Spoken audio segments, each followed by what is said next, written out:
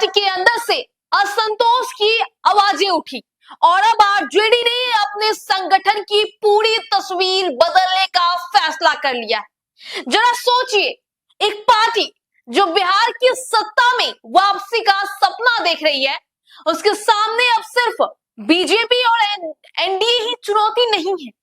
प्रशांत किशोर की जनसुराज पार्टी भी मुस्लिम vote bank और जमीनी राजनीति में अपनी जगह बनाने की कोशिश कर रही है।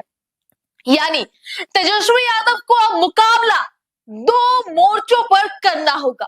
एक तरफ बीजेपी का मजबूत संगठन और दूसरी तरफ प्रशांत किशोर की नई राजनीतिक चुनौती। इसी बीच आरजेडी ने प्रदेश कमेटी से लेकर 55 जिलों की इकाइयों, प्रखंड पंचायत और दूसरी तमाम कमेटियों को भंग कर दिया है। अब सवाल है, क्या यह सिर्फ संगठनात्मक प्रक्रिया है या बांकीपुर की हार के बाद आरजेडी में बड़े बदलाव की शुरुआत? देखिए, पार्टी की पुरानी कमेटियों का कार्यकाल 2025 में ही पूरा हो चुका था। चुनावी वजहों से इन्हें आगे चलाया जा रहा था, लेकिन अब जिस समय ये पूरी कवायद शुरू हुई है, उसका राजनीतिक मतलब भी निकाला जा रहा है, क्योंकि बांकीपुर के नतीजों ने पार्टी को एक साफ संकेत दे दिया है। सिर्फ बड़े नेताओं के भाषण और चुनावी समीकरण से काम नहीं चलेगा। बूथ और पंचायत तक संगठन मजबूत करना होगा। अब नई टीम में ऐसे चेहरों को जगह देने की तैयारी है जो जमीन पर सक्रिय हो, कार्यकर्ताओं के बीच पकड़ रखते हो और चुनाव के समय सिर्फ दिखाई नहीं दे बल्कि संगठन को चला भी सके मजबूत तरीके से। और यहाँ तेजस्वी यादव के सामने सबसे बड़ी चुनौती है संगठन के साथ साथ भरोसे का सवाल। नई जिम्मेदारियां किसे मिलेगी, कौन बाहर होगा और फिर से मौका मिलेगा, इसका फैसला चुनाव के दौरान नेताओं की सक्रियता और संगठन में उनकी भूमिका को देखकर किया जा सकता है।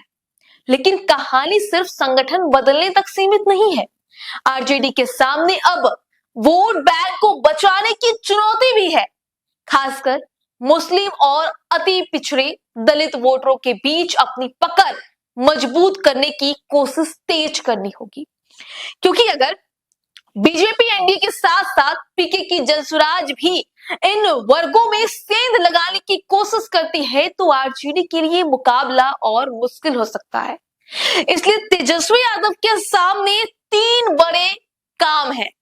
पहला, बांकीपुर की हार का आत्ममंथन। दूसरा, पार्टी का नया संगठन खड़ा करना। और तीसरा, सरकार के खिलाफ सड़क पर आक्रामक राजनीति शुरू करना। इसके साथ ही पार्टी को गांवों और पंचायतों तक दोबारा पहुंच बनाने की जरूरत है।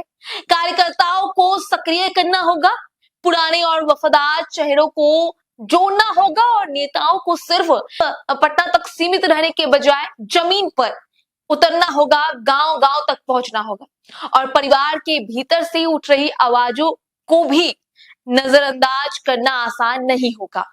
लेकिन साथ ही तेजस्वी के लिए सबसे अहम होगा ऐसे लोगों को जिम्मेदारी देना जिस पर उन्हें भरोसा हो। तो कुल मिलाकर बांकीपुर की हार के बाद आरजेडी में सिर्फ कमेटियां नहीं बदली जा रही है, पूरे संगठन का रिसेट बटन दबाया जा रहा है। अब देखना दिलचस्प होगा कि नई टीम में आरजेडी जो नई टीम है वो आरजेडी को कितना मजबूत बनाती है, क्योंकि 2025 के बाद की राजनीति में तेजस्वी के सामने सिर्फ बीजेपी से मुकाबला नहीं, पीके की जनसुराज भी मैदान में है और इस बार लड़ाई सिर्फ चुनाव नहीं, वोट बैंक और संगठन की भी होगी। अब देखना होगा कि तेजस्वी यादव की नई टीम में कौन कौन शामिल होता है, किसे बड़ी जिम्मेदारी मिलती है और उस जिम्मेदारी को कौन बखूबी निभा पाता है। इस खबर को लेकर अपनी राय जरूर बताइएगा और बाकी खबरों के लिए यूं ही बने रहे स्वराज पोस्ट के साथ। धन्यवाद। गोल, जहां 28 वर्षों के सफर में 18,000 से भी अधिक छात्रों ने डॉक्टर एवं इंजीनियर बनकर सफलता की ऊंची उड़ान भरे है, जहां साधारण छात्र भी बिहार एवं झारखंड टॉपर बनकर बड़ा इतिहास बना रहे हैं। दूरदर्शी शिक्षाविद श्री विपिन सिंह के मार्गदर्शन में मेडिकल एवं इंजीनियरिंग के लाखों छात्रों के लिए आशा की किरण के रूप में गोल द रिजल्ट फैक्ट्री